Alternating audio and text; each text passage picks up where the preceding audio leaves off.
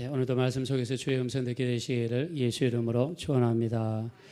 귀하신 하나님의 말씀은 사도행전 8장 26절부터 31절 그리고 35절입니다.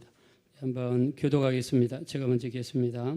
주의 사자가 빌립에게 말하여 이르되 일어나서 남쪽으로 향하여 예루살렘에서 가사로 내려가는 길까지 가라 하니 그 길은 광야라. 일어나 가서 보니 에티오피아 사람 곧 에티오피아 여왕 간다게의 모든 국고를 맡은 관리인 네시가 예비하러 예루살렘에 왔다. 돌아가는데 수레를 타고 선지자 이사야의 글을 읽더라. 성령이 빌립더러 이르시되 이 수레로 가까이 나아가라 하시거늘 빌립이 달려가서 선지자 이사야의 글 읽는 것을 듣고 말하되 읽는 것을 깨닫느냐. 대답하되 지도해 주는 사람이 없으니 어찌 깨달을 수 있느냐 하고 빌립을 청하여 수레에 올라 같이 앉으라. 다 하시겠습니다. 빌립이 입을 열어 이 글에서 시작하여 예수를 가르쳐 복음을 전하니. 아멘. 네, 오늘은 성령 강림 주일입니다. 2000년 전에 성령께서 이 땅에 임하셔서 제자들을 성령으로 충만하게 하시고 그리고 성령 충만을 받은 제자들이 밖에 나와서 복음을 전하게 되고 그리고 하나님의 교회가 세워지고 하나님의 교회를 중심으로 해서 계속해서 복음이 힘있게 전달되는데 이 촉진시킨 그 계기가 바로 오늘 성령 강림 주일입니다. 그래서 우리 성령 강림 주일을 맞이하여서 우리가 성령이 임하신 의미를 되짚어보고 우리도 2000년 전과 같이 놀라운 성령 충만함의 역사가 이루어지게 되시기를 예수 이름으로 축원합니다. 자, 오늘 우리가 말씀을 시작하기 전에 우리 연합 뉴스인데 뉴스 하나만 한 2분 정도 되는데요. 말씀과 관련이 있기 때문에 한번 살펴보려고 합니다. 극단주의 무장 세력 이슬람 국가 IS가 얼마 전 서방을 향해 피해 보복을 선언했는데요. 성탄절에 맞춰 기독교인들을 참수하는 영상을 공개했습니다. IS는 성탄절날 아프리카 부르키나파소에서 발생한 군 기지 공격도 자신들의 소행이라고 주장했는데요. IS가 이딴 테러로 건재를 과시하면서 전 세계 불안감이 커지고 있습니다. 방주희 PD입니다. 주황색 옷을 입고 무릎을 꿇고 앉아있는 11명의 사람들. 그 뒤로는 검은 복면을 뒤집어 쓴 남성들이 나란히 서 있습니다. 극단주의 무장 세력 이슬람 국가 IS가 성탄절에 나이지리아의 기독교인들을 살해하는 영상을 공개했습니다. IS는 이번 살해가 전 세계 기독교인들에게 보내는 메시지라면서 지난 10월 미군 특수부대의 체포 직전 자폭해 숨진 수계 아부바크르 알 바그다디를 위한 복수라고 밝혔습니다. BBC 방송은 IS의 영상이 크리스마스 축제의 시점을 맞춘 정황이 뚜렷하다며 이는 관심을 극대화하려는 전략이라고 지적했습니다. 외신들은 이번 기독교인 살해를 집행한 조직원들은 IS 서아프리카 지부 아이스압 소속이라고 보도했습니다. 아이스압은 성탄절 당일과 전날 부르키나파소에서 발생한 연쇄 테러도 자신들의 소행이라고 주장했습니다. 부르키나파소에서는 성탄절 이브 군기지와 마을에 대한 동시다발적 공격으로 40여 명이 숨진 데 이어 성탄절 당일 군기지의 폭탄 테러로 10여 명의 군인이 희생되기도 했습니다. 수계 알 바그다디의 죽음 이후 보복을 다짐하며 곳곳에서 테러를 저질러온 IS. 연말연시 테러 공포라는 유령이 전 세계에서 다시 떠돌고 있어 각국은 종교시설이나 공공장소 등에 대한 경비를 강화하는 등 테러 예방에 만전을 기하고 있습니다. 연합뉴스TV 방주입니다. 네, 여러분들이 보셨던 그 뉴스는요. IS, 우리 이슬람 국가라고 하는 단체죠. 여기에서 기독교인들을 이렇게 참수시키는 그런 장면입니다. 사람을 이렇게 죽일 때 총살할 수도 있고 아니면은 교수형으로 밧줄로 매서 죽일 수도 있죠. 근데 아까 보셨던 것처럼 예수 믿는 사람들을 잡아가지고 모래 사막 한가운데서 무릎을 꿇치고 뒤에서 두건을 쓴 다음에 칼로 잔인하게 목을 잘랐습니다. 그래서 여러분들도 혹시 인터넷이나 아니면 유튜브 같은 데 들어가 보면 실제로 사람을 죽이는 장면이 얼마나 잔인한지 몰라요. 오늘 여기 죽은 사람들은요. 나이지리아에 있는 기독교인들입니다. 근데 그 이집트에 있는 그 콥틱 기독교인들이라고 있어요. 그 사람들도 한 27명이 붙잡혀가지고 아까 오렌지색 옷을 입고 IS에 의해서 잔인하게 머리가 잘리는 그런 순교를 그 사람들이 당했습니다. 근데 이 순교당한 사람들을 보면은요, 우리가 사람들이 죽을 때 두려움 때문에 저항하거나 또는 소리를 지르거나 아니면은 뭐 심한 경우에는 뱃설물을 흘리거나 이렇게 되죠. 근데 이 사람들 한결같이 조금도 변함이 없이 저항이 없이 그들이 시킨 대로 목을 내놓고 그리고 목이 잘려서 죽었습니다. 제가 볼 때는 아마 이 사람들은 굉장히 좀 믿음이 강한 사람들인 것 같아요. 이집트에는요, 콥틱 크리스찬이라고 있습니다. 그 사람들은 어떻게 생겼냐면 여러분들이 그 사복음서 중에서 마가복음이 있죠. 예수님의 유월절을 지낼 때 지냈던 장소가 마가의 다락방이죠. 그리고 오늘 성령이 임하셨던 최초의 장소, 거기도 마가의 다락방입니다. 마가의 어머니는 굉장히 재력이 있는 어머니로 알려져 있습니다. 그래서 예루살렘 그 큰 도시에서 2층 집을 가지고 있을 정도로 재력이 있었습니다. 120명의 그 많은 사람들을 한 곳에 모아서 기도회를 개최할 정도로 굉장히 큰 집을 가지고 있었습니다. 마가는요, 마가복음을 기록했어요. 그리고 이 베드로 사도의 이 통역관으로 돌아다니면서 복음을 증거했습니다. 그리고 인생 말년에 가서는요, 이집트에 가서 복음을 증거했습니다. 그리고 복음을 증거하다가 마가는 잡혔습니다. 나중에 순교당할 때 어떻게 순교를 당했냐면 이 밧줄로 목을 걸었어요. 마가의 목을 걸었습니다. 그리고 말에다가 질질 끌고 다니면서 죽을 때까지 마가를 끌고 다녔다고 그래요. 사람이 죽었을 때요, 마가를 장작더미에다가 던지고 불을 붙여가지고 마지막 시신까지 태워서 죽였다고 합니다. 그때 갑자기 하늘에서 천둥 번개가 치면서 비가 오면서 그 불을 껐다고 합니다. 자, 이런 현상들이 계속해서 일어나면서 이 장면을 봤던 수많은 사람들의 마음속에 감동이 일어나고 예수 믿는 역사가 일어났습니다. 이렇게 해서 생긴 사람들이 이집트는 아직도 큰 이슬람 국가죠. 근데 거기에 믿음을 지금까지 아주 튼튼하게 지켜오는 사람들이 있습니다. 그들을 콥틱 크리스천이라고 그럽니다.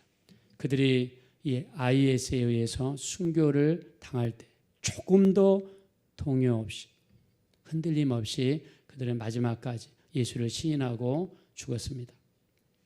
저는 여러분들한테 묻고 싶습니다. 만약에 우리에게 이런 일이 만약에 발생한다면 여러분들의 목숨이 위험을 주고 예수를 시인하면 죽이겠다는 위협을 한다 그러면 여러분은 어떻게 하겠습니까? 끝까지 믿음을 지킬 수 있겠습니까?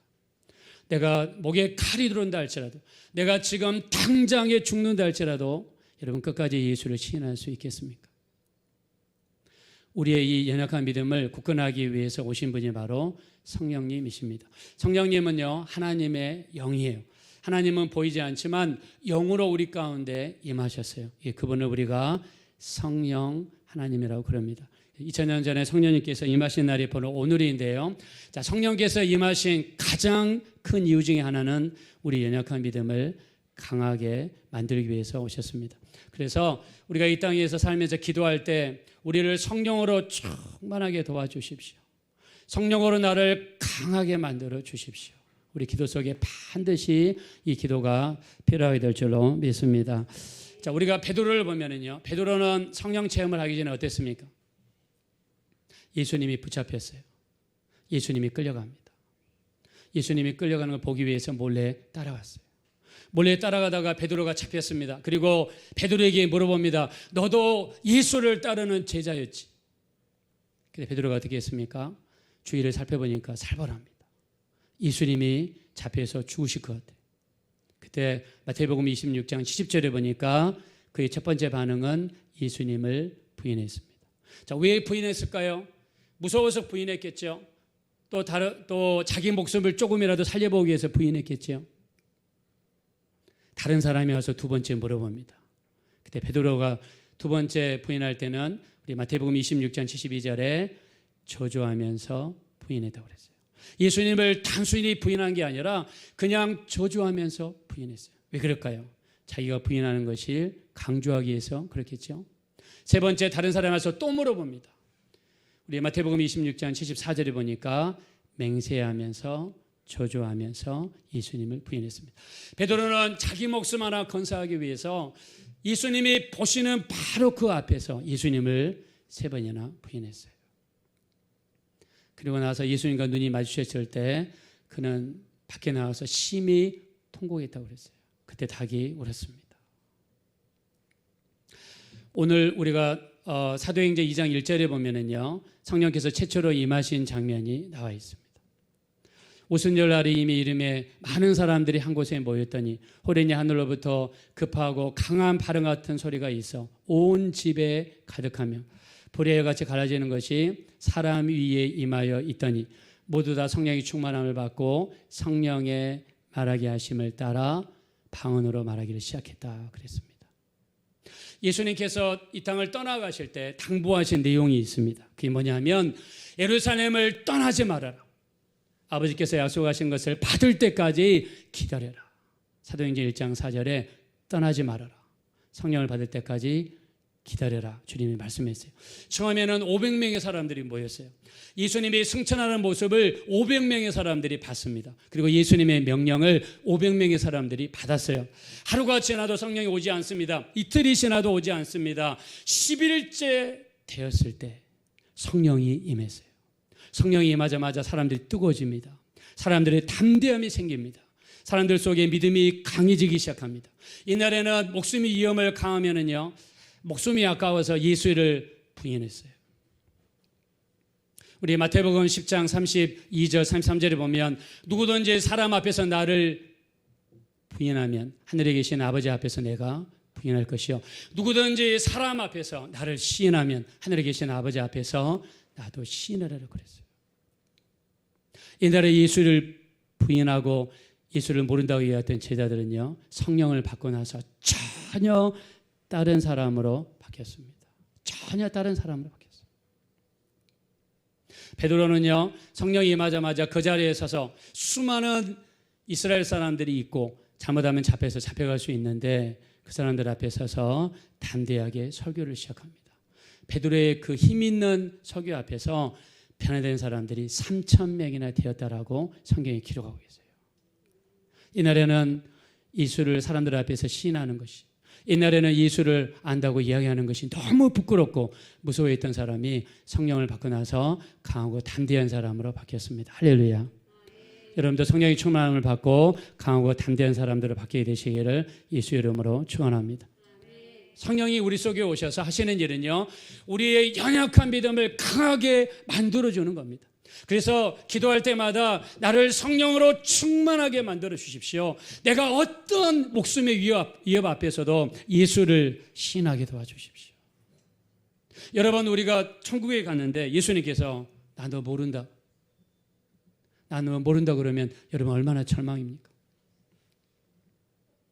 우리 마태복음 7장 21절에 보니까 그때 많은 사람들이 나더러 주여 주여 하는 자마다 다 천국에 들어갈 것이 아니라 하늘에 계신 아버지의 뜻대로 행하는 자라야 천국에 들어간다. 그때 많은 사람들이 나더러 이르되 주의 이름으로 선지자 노릇하며 주의 이름으로 귀신을 쫓아내며 주의 이름으로 많은 권능을 행하지 아니하였나이까 하리니 내가 그들에게 밝히 이르되 불법을 행하는 자들아 나를 떠나가라 하리라 말씀했어요.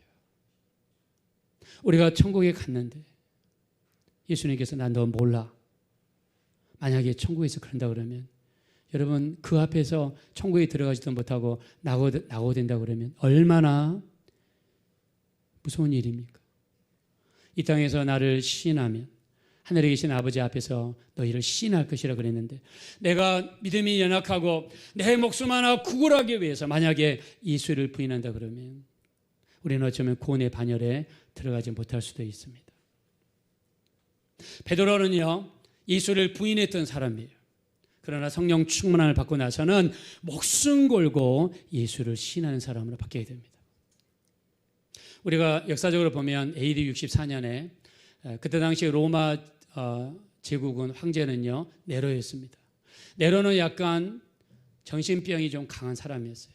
높은 곳에서 로마 시내를 내려다보니까 이쪽 동네는 너무 예쁘고 아름다운데 구획도 잘 돼 있고 도시가 반듯반듯하고, 근데 이쪽 동네를 보니까 도시가 구질구질하고 지저분하고 아직 구획도 안 되고, 그래서 밤에 군사들을 풀어서 지저분한 동네에 있다가 불을 질렀습니다. 근데 그 불이 작게 날 줄 알았는데 그 불이 나중에 커져가지고 거의 로마 반절 이상을 태웠어요. 이게 64년 7월 18일부터 시작해가지고 약 열흘 정도 진행됐는데 약 한 5일 정도 진행됐는데 23일까지 화재가 발생했습니다. 로마에 있는 수많은 중산층들이 일어났습니다. 그리고 황제에게 의심의 눈치를 보냈어요. 잘못했다가는 큰 밀란이 일어나서 자기 정치 생명도 끊어질까 두려워서 그 책임을 기독교인들에게 돌렸습니다. 그러면서 로마에 있는 수많은 기독교인들이 불을 질렀다.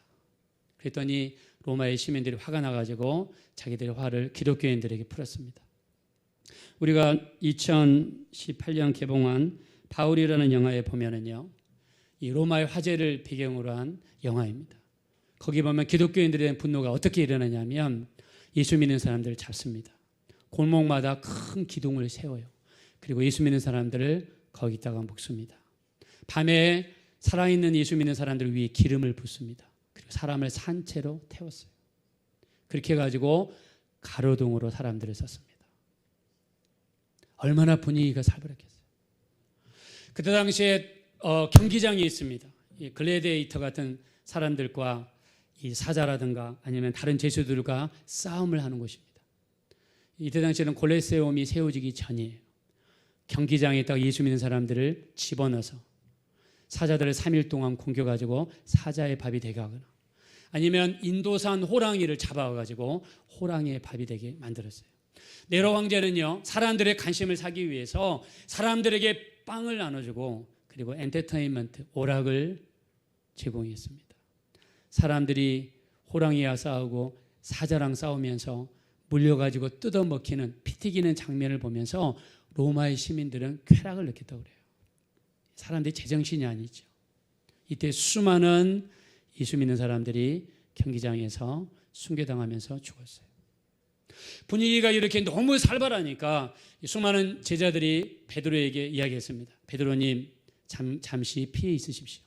여기 있으시면 당신도 죽으면 우리 기독교 리더가 없어지면 어떻게 합니까? 잠깐 피해 있으십시오. 그래서 베드로가 로마가 내려다 보이는 언덕 위에서 마지막으로 로마를 보다가 뒤돌아서서 가는데 저 멀리에서 빛 가운데에서 십자가를 지고 로마로 들어가시는 분이 계셨습니다. 가까이 가서 보니까 바로 예수님이었어요. 그때 베드로가 이야기합니다. 코바디스 도미네, 주여 어디로 가시나이까? 네가 로마에 버리고 간 이 십자가를 내가 다시 지고 로마로 들어가노라. 그때 베드로가 그 앞에서 무릎을 꿇습니다. 주여 그리하지 마옵소서. 내가 이 십자가를 제가 지고 로마로 들어가겠습니다. 그래서 베드로는 로마로 들어가서 잡힙니다. 나중에 바티칸 언덕에서 십자가 체행을 당하는데 베드로가 이야기합니다. 베드로는 거기에서 자기 목숨을 구명하지 않았어요. 이날처럼 예수님을 세 번 부인하지 않았습니다. 그는 끝까지 예수 믿는 믿음을 시인했습니다. 그리고 죽을 때 이렇게 이야기합니다. 나는 예수님처럼 똑바로 십자가에 못 박혀서 죽을 수 없습니다. 나를 거꾸로 매달아 주십시오. 베드로는 바티칸 언덕에서 십자가에서 거꾸로 매달려서 죽었어요. 거기에 로마의 교황청이 세워졌습니다. 베드로는 죽을 때요, 목숨을 구명하지 않았습니다. 죽을 때 떳떳하게 예수님이 십자가를 지고 들어갈 때 내가 그 십자가를 지고 로마로 들어가겠습니다. 자진해서 걸어가고요, 자진해서 잡혔고요, 그리고 순교 당할 때까지 그는 끝까지 예수를 신하는 사람이 되었습니다. 베드로가 이렇게 믿음에 담대할 수 있었던 것은 그 안에 성령의 충만함이 그를 잡았기 때문입니다. 그래서 우리가 끝까지 우리 믿음을 지킬 수 있는 비결은요, 우리를 성령으로 충만하게 하여 주시옵소서. 할렐루야. 성령으로 충만해야 될 줄로 믿습니다. 성령으로 충만하셔야 돼요. 성령께서 여러분을 붙잡으시고 여러분의 믿음을 붙잡으시고 여러분을 이끌어갈 수 있도록 내가 성령으로 충만하게 해달라고 이 기도가 여러분 기도 속에 늘 있어야 됩니다. 성령으로 충만해야 죄와 타협하지 않을 수 있습니다. 성령으로 충만해야 우리가 끊고 맺는 것을 강하고 담대하게 할 수 있어요. 주일날이면 우리가 끊을 것은 철저하게 끊어버리고 하나님 앞에 나가서 온전한 예배를 온전히 올려드리게 될 줄로 믿습니다. 성령 충만하셔야 돼요. 안 그러면 여러분 믿음을 지킬 수 없어요. 믿음 지킬 수 없습니다. 오늘 우리가 읽었던 본문의 말씀은요, 바로 이 에티오피아 넷이 예루살렘에 왔다가 그리고 고구로 돌아가는 길에 빌립을 만나는 장면입니다. 이스라엘 백성들은요, 여러 가지 절기가 있습니다. 우리가 유월절이 있고요, 무교절, 초실절, 맥추절 또는 오순절, 우리가 칠칠절, 그다음에 가을에는 초막절, 나팔절, 또 우리 회개하는 날 이렇게 있습니다. 오늘 여기 나와 있는 날은 오순절이에요. 이스라엘 백성들이 1년에 아무리 못해도 반드시 지켜야 되는 절기가 세 가지입니다. 봄에 유월절, 여름에 오순절, 가을에 초막절이에요. 세 가지는 어떤 일이 있어도 지켜야 돼요. 만약 예루살렘까지 올 수 없으면 그 지역에 있는 회당에서 반드시 절기를 지켜야 됩니다. 오순절은요, 예수님이 부활한 날로부터 50일이 되는 날이에요. 그래서 일주일이 7번 있다고 그래서 77절이라고 이야기합니다. 이스라엘 이 계절에 의하면 바로 오순절, 오늘은요, 이스라엘에서는 밀도 재배하고 보리도 재배해서 그것의 첫 열매를 하나님 앞에 드린다고 그래서 우리가 초실절이라고 이야기도 하고 또는 맥추절이라고 이야기도 합니다. 오늘 여기 나와 있는 넷이는요, 왜 예루살렘에 왔는가? 오순절을 지키기 위해서 온 거예요. 에티오피아는 지금 세계에서 가장 가난한 나라죠. 에티오피아에서 예루살렘까지 거리가 4,100km입니다. 하루에 12시간을 걷는다고 가정하면 약 2달 정도 걸리는 거리예요. 여러분, 12달 중에서 2달, 오는데 2달, 가는데 2달, 1년에 4개월을 예루살렘까지 오는데 시간을 쓴 사람이에요. 굉장한 사람이죠. 자, 이 사람에 대한 이야기입니다. 우리 한번 보겠습니다. 26절, 27절입니다. 시작. 주의 사자가 빌립에게 말하여 이르되 일어나서 남쪽으로 향하여 예루살렘에서 가사로 내려가는 길까지 가라 하니 그 길은 광야라. 일어나 가서 보니 에티오피아 사람 곧 에티오피아 여왕 간다게의 모든 국고를 맡은 관리인 넷이가 예배하러 예루살렘에 왔다가 아멘. 이 넷이는요, 굉장히 지체가 높은 사람 같아요. 여왕의 국고를 담당했더라. 우리나라 치면 기획부 장관 정도 되겠죠. 굉장한 사람이죠. 이 정도 권세가 있는 사람이에요. 그러니까 마차 타고 왔겠죠. 병사들도 아마 따라왔을 겁니다. 아마 식량도 넉넉하게 챙기고 왔을 것 같아요. 자, 예루살렘으로 왔다가 그리고 이제 자기 집으로 내려가는데 하나님께서 빌립 지사님을 쓰십니다. 왜 쓰냐면 복음을 증거하기 위함이죠. 28절 29절입니다. 시작. 돌아가는데 수레를 타고 선지자 이사야의 글을 읽더라. 성령이 빌립더러 이르시되 이 수레로 가까이 나아가라 하시거늘. 아멘. 자, 성령께서 말씀하십니다. 수레에 가까이 가라. 이유가 뭡니까? 전도하기 위해서 가까이 가라는 거예요. 여러분, 이 넷이는 지금 뭐 하고 있었습니까? 수레를 타고 집으로 가는 길에 뭘 읽고 있었어요? 이사야서를 읽고 있었어요. 여러분, 고속버스 타고 부산이라든가 강주 갈 때 여러분 뭐 하십니까? 드라마 보십니까? 아니면 최근 마동타기 2 영화 보십니까? 뭐 보십니까? 아마 성경 읽는 사람은 많지 않을 것 같아요. 근데 이 사람은 믿음이 대단했던 것 같아요. 이 사람은 집으로 돌아가는데 이사야서를 읽고 있어요. 이사야서를 보니까 어떤 사람이 수많은 핍박을 당하고 죽임을 당하고 그리고 3일 만에 부활한다는 이야기인데 이 이야기의 주인공이 이사야서를 쓴 이사야 선지자냐 아니면 다른 사람을 이야기하냐 이 질문을 물어보는 거예요. 빌립 지사님이 이야기합니다. 핍박을 당하고 죽임을 당하고 다시 살아나실 분은 예수 그리스도라고 이야기하면서 복음을 넷이에게 증거하고 넷이가 예수 믿고 구원받고 변화되고 그 즉시로 물세례를 받고 변화되는 놀라운 역사가 넷이에게 일어났습니다. 성령이 이 땅에 오시는 가장 큰 목적은 뭐냐면 전도입니다. 영혼 구원입니다. 예수 믿게 만들어서 구원받게 만드는 것입니다. 예수님이 말씀하셨어요. 우리 사도행전 1장 8절 성령이 너희에게 임하시면 권능을 받고 예루살렘과 온 유대와 사마리아와 땅까지 이르러 내 증인이 되리라 하시니라. 성령이 우리 가운데 임하셔서 우리 가운데 사시는 일은 뭐냐면 복음을 증거하고 예수의 생명을 나눠주고 믿지 않는 사람들이 예수 믿게 만들어서 구원의 반열에 오르게 만드는 이 일을 위해서 성령께서 우리 가운데 임하셨고 우리를 충만하게 하시고 우리를 이끌어 주시는 줄로 믿습니다. 성령이 하시는 가장 큰 일은요, 전도입니다.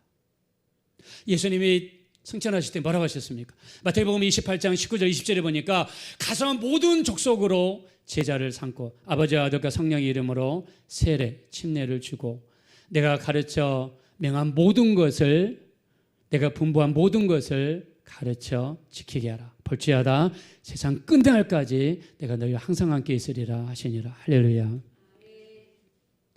예수님도 이 땅을 떠날 때 내린 명령, 우리가 그걸 지상 최대 명령이라고 그러죠. 그게 뭡니까? 가서 모든 족속으로 제자를 삼아라. 그리고 그들에게 침례를 주어라. 내가 너에게 분부한 모든 것을 가르쳐 지키게 하라. 이 사명을 감당하기 위해서 이 땅에 우리가 전도하는 것을 돕기 위해서 또 전도로 쓰시기 위해서 오신 분이 누구냐? 바로 성령님이십니다. 여러분들이 먼저 예수 믿었다면 우리의 가장 큰 사명은요, 복음을 증거하는 것입니다. 믿지 않는 사람들 예수 믿게 하고 그들을 위해서 기도하고 그들이 변화될 수 있도록 우리가 있는 힘을 다해서 기도하는 것. 그게 바로 우리 하나님의 뜻입니다. 제가 지난번에 박영분 장로님에 대한 간증을 한 적이 있어요. 박영분 장로님은요, 깡패예요. 강주 깡패입니다. 깡패 중에서 가장 알아주는 깡패, 우리가 전라도 깡패라고 그러죠. 중국은 삼합회, 일본은 야쿠자. 우리 이런 깡패도 유명하죠. 이분은 어느 정도로 심한 깡패였냐면 어떤 교회 갔다 오다가 성경을 들고 가는 사람이 있으면 성경을 뺏었다고 그래요. 그 앞에서 찢었다고 합니다. 만약 달라들면 안 죽을 만큼 또 때렸다고 그래요. 이런 강팍한 사람입니다. 근데 이 사람이요, 친구랑 같이 낮에 아주 술을 엄청나게 많이 마셨어요. 그리고 오토바이를 타고 둘이 삐쩍거리면서 가다가 좌회전 금지구역에서 좌회전을 하다가 마주오던 영업용 택시와 부딪혀서 크게 큰 사고가 났습니다. 부딪히는 순간에 두 사람이 몸이 떴다고 그래요.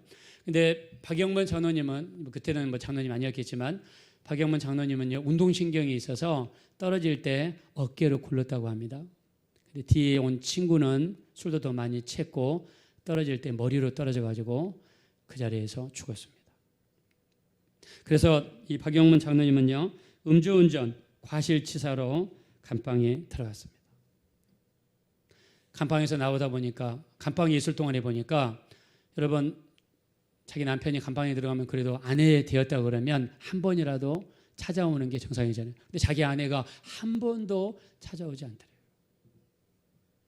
감방에서 나가서 자기 아내를 찾아가니까 아이들은 시골로 보내지고 자기한테 이혼을 요구를 하더래요. 더 이 박영무 장로님을 화가 나게 한 것은 그 친정 부모님들이 옆에서 이렇게 부추기면서 끊임없이 이혼을 하라고 종용했다고 합니다. 그래서 이분이 깡패 기질이 있어가지고 나를 잡아서 그 처갓집 식구 8명을 다 죽이고 자기도 양재물을 먹고 죽이려고 나를 잡았대요. 그 날짜가 4월 4일로 잡았답니다. 근데 죽으려고 책정해 보니까 마지막으로 생각났던 분이 누구냐면 자기 어머니였대요. 그래서 4월 3일 날 강주에 내려가서 자기 어머니를 마지막으로 보고 밤 10시 40분 열차를 타고 서울로 올려오려고 작정을 했어요. 근데 밤 10시 정도 이제 역으로 가려고 준비하고 있는데 갑자기 대문에서 여봐라 하는 큰 소리가 들려오더래요. 그것도 한 번도 아니고 2번. 밖에 나가서 보니까 소리는 들려오는데 아무런 소리가 없어요. 다시 집에 돌아가지고 담배를 피려고 성냥불을 탁 켰는데 뭐 그 집이 방 안에 그 옛날에 백열등 30쪽짜리 어두컴컴한 거 그건데 성냥불을 당기는 순간에 갑자기 집안이 대낮처럼 밝아졌다고 합니다. 그리고 밖에 환한 빛이 비치더니 하늘에서 마차가 내려오더래요. 천사 두 명이 흰 옷을 입고 양쪽이 있고 그 다음에 가운데 마부 한 사람인데 얼굴은 없는, 얼굴이 보름달처럼 생긴 그런 사람이 앉아있더래요. 그러면서 마차에 타라고 하더랍니다. 마차에 딱 탔는데 바라보니까 자기 육체가 방 안에 누워있어요. 근데 보니까 자기는 또 여기 있어요.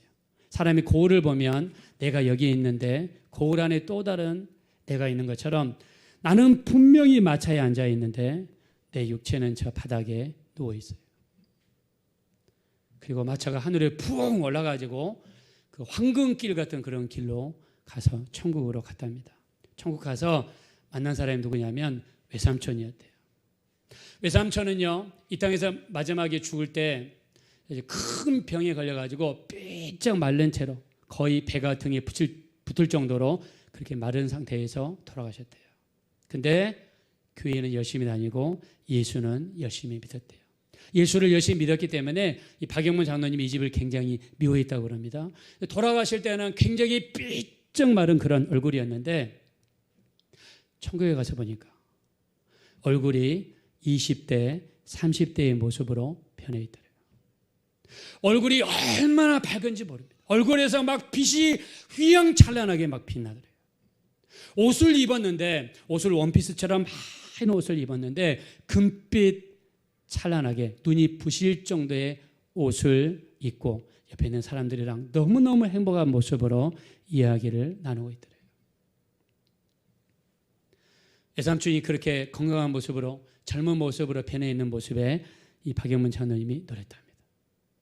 자, 그리고 나서 간 데가 어디냐면 지옥을 갔대요. 지옥을 갔는데 지옥 가서 그 마부가 얼굴이 보름달처럼 생겼다고 그랬잖아요. 옆에 천사 두 명이 사람처럼 생긴 천사들이 있고 보름달처럼 생긴 마부가 앞을 빛을 비춰주는데 캄캄한 곳에서 그 장소가 지옥인데 캄캄한 곳에 보이는 분이 누구냐면 6년 전에 돌아가신 아버지가 보이더래요. 아버지가 어떻게 보이냐면 아버지도 돌아갈 때 병이 들어가지고 고생하다 돌아가셨는데 그 마지막 돌아가시던 모습 그대로 병으로 고생하면서 돌아가신 그대로 그 모습 그대로 늙은 모습 그대로 계시는데 구렁이 세 마리 이 수많은 독사들이 아버지를 물고 아버지 속으로 들어가고 아버지를 총총히 감고 그 독사가 우울거리는 곳에서 고난을 받고 있더래요. 그래서 그 모습을 보고 너무너무 놀래가지고 아버지 하면서 자기 아버지를 불렀대요. 근데 아버지는 고통에 시달리면서 자기를 알아보지 못하시대요. 아버지가 어떤 일을 하셨느냐. 큰형님이 예수를 믿었는데 한 번은 큰형님이 교회를 갔다 오니까 아버지가 복에 가가지고 식칼을 빼가지고 배에다가 칼을 대면서 너 예수 믿을래 안 믿을래? 오늘 너 죽고 나 죽자. 그러면서 예수 믿는다 그러면 이 칼로 너를 죽이겠다. 그 정도로 아버지가 예수 믿는 것을 방해하고 핍박하고 했던 분이 아버지였답니다. 근데 아버지가 지옥에서 그렇게 고통받는 모습을 보고 너무너무 슬퍼서 왜냐하면 이 박영문 장로님의 아버지를 굉장히 따르고 같이 예수 안 믿고 같이 예수 믿는 사람 핍박하고 그러니까 둘이 코드가 좀 맞는 것 같아요. 그래서 그렇게 많이 핍박을 했대요. 큰아버지도 이렇게 예수를 안 믿고 그 핍박하던 분이었는데 보니까 구렁이에 둘러싸여서 그 지옥에서 너무너무 고생하는 모습을 봤답니다. 그리고 이분이 한 1시간 반 정도 이렇게 후에 이제 일어났는데 일어나자마자 제일 먼저 전화한 데가 어디냐면 큰형님한테 전화했대요. 큰형님이 예수를 잘 믿으니까. 그래서 자기가 봤던 것을 이야기하고 큰형님을 만나서 예수를 영접하고 이분이 옛날에는 교회 다니는 사람들 보면 성경책을 뺏어가지고 성경책을 찢어버리는 그리고 달라들면 두드러 패는 그런 사람이었어요. 근데 이분이 천국과 지옥을 본 다음에 지금까지 물론 얼마 전에 돌아가셨지만 돌아가시기 전까지 천국과 지옥을 증거하면서 수많은 사람들을 예수 믿게 만들었다고 해요. 자기 누나를 전도할 때 어떻게 했냐면요. 누나 집을 찾아가서 누나한테 교회 가자 그러니까 안 간다고 그러니까 누나의 치맛자락을 붙잡고 그냥 그 자리에서 울었답니다. 내가 옛날에는 예수도 안 믿고 예수 믿는 사람들 핍박하던 사람 아니었습니까? 근데 내가 천국과 지옥을 갔다 왔는데 정말 거기서 예수 믿지 않는 사람들, 아버지, 큰아버지 고통스럽게 타는 모습을 봤다고. 정말 너무나 처절하고 너무나 무서운 광경을 봤다고. 누님, 예수 믿지 않으면 지옥 갑니다. 여러분, 저 누님 꼭 예수 믿으십시오 그러면서 누나 치마 자랐고 그냥 맺지리고 울고 붙잡으니까 누나가 결국에는 예수 믿고 변화되어서 지금은 권사님이 되었다고 합니다. 할렐루야. 여러분, 천국과 지옥은요, 어떠한 우리가 이론적인 장소가 절대로 아닙니다. 천국과 지옥은 정말 우리가 육체를 벗어나는 순간에 모든 사람이 둘 중에 하나를 선택을 하셔야 돼요. 그냥 가상의 세계인 것 같습니까? 여러분, 우리가 그냥 이론상으로 존재하는 그런 장소 같습니까? 아닙니다. 여러분, 정말 있는 장소예요. 우리가 교회 다니면서 교회 다니는 거를 우리가 어떤 문화생활이나 아니면 친교생활이나 교회 다니는 거를 어떤 종교생활로 생각한다 그러면 여러분에게는 구원이 없어요. 우리 교회 다니는 것은 예수님이 우리 구주가 되시고 예수 믿으면 천국 가고 예수 믿으면 구원받고 예수 믿으면 하나님의 자녀가 된다는 것을 어떤 일이 있어도 믿으셔야 될 줄로 믿습니다. 하나님은 우리 기도를 들으십니다. 구원받은 백성들의 기도를 들으세요. 우리가 하나님 앞에 나가 애절하게 기도하고 또 간절하게 기도하고 우리 기도가 응답이 이루어질 때까지 우리 기도하는 그 기도를 반드시 들으시는 줄로 믿습니다. 여러분, 왜 우리가 전도해야 돼요? 우리 죽고 난 다음에 그 다음에 끝이 아니에요. 죽고 난 다음에는 반드시 여러분 두 가지 세계가 존재합니다. 여러분 전도하셔야 돼요. 성령께 왜 하나님께서 이 땅에 성령을 보내주셨습니까? 바로 땅 끝까지 이르러 복음을 증거하고 그들을 구원하기 위해서 합니다. 저랑 같이 신학을 같이 공부했던 전사님이 계세요. 지금 목사님입니다. 근데 신학을 공부할 때는 되게 밝고 성격도 좋으시고 그랬는데 졸업하고 나서 보니까 이메일이 또 카톡이 옵니다. 마르가스타르라고 하는 이 아프리카 동부 쪽에 있는 섬 나라예요. 거기는 이 온난화 현상을 직접적으로 받는 나라인데 식량의 위기, 그런 위기를 겪는 그런 나라입니다. 근데 거기에 자기 아내, 자기 자식을 데리고 거기에 전도하기 위해서 들어가시더라고요. 저는 그분을 보면서 한없이 부끄러움을 느낍니다. 나는 정말 이 정도의 복음의 사명이 있는가? 믿지 않는 사람들 보면 정말 저들이 예수 몰라 죽어서 지옥 갈 수밖에 없는 저 영혼들을 위해서 나는 정말 애절하고 간절하게 그들을 위해서 기도하고 있는가? 여러분들도 혹시 내 남편이 아직 예수 믿지 않고 있는데, 내 아내가 예수 믿지 않고 있는데, 내 자녀가 예수 믿지 않고 있는데, 내 부모가 예수 믿지 않고 있는데, 여러분 두 발 벗고 잠잘 수 있나요?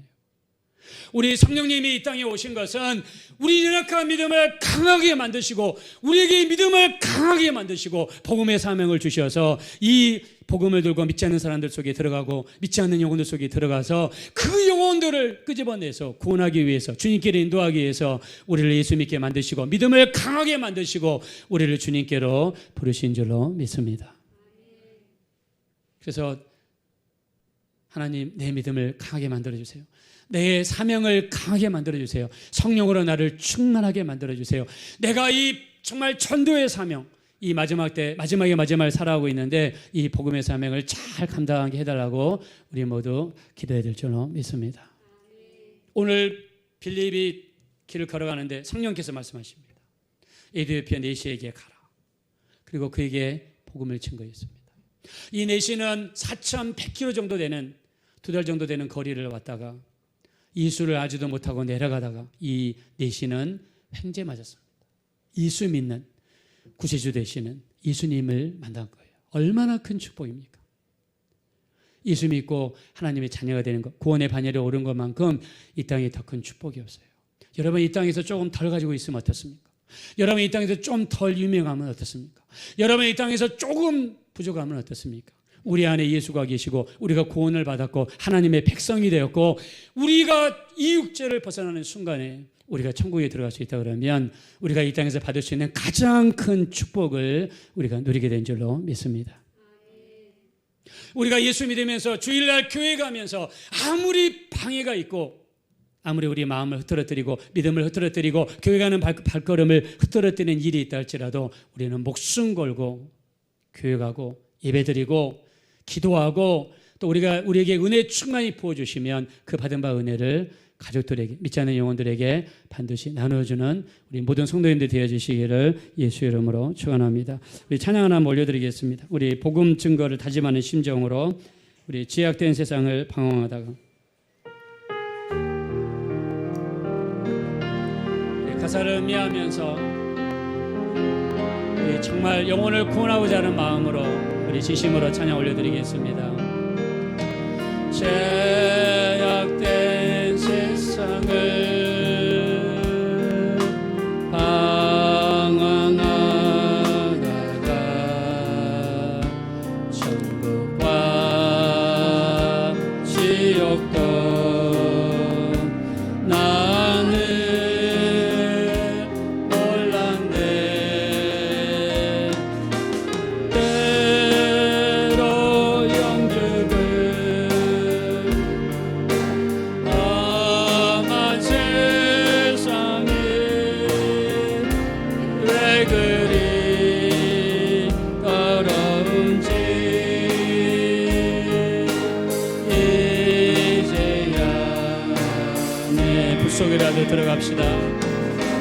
불 속에라도 들어가서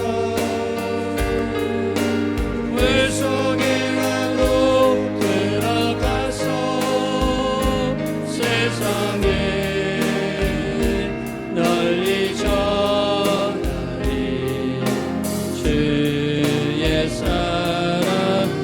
탕자를 살려준 주의 말씀에 탕자를 살려준 주의 말씀에 지내 그날이 오다. 구원의 아들이여 일어나, 아들이여 일어나. 내 손을 잡고 남은 모든 영혼 악지야. 우리 가슴에 손 얹읍시다. 불 속이라도 들어가서 불 속에라도 들어가서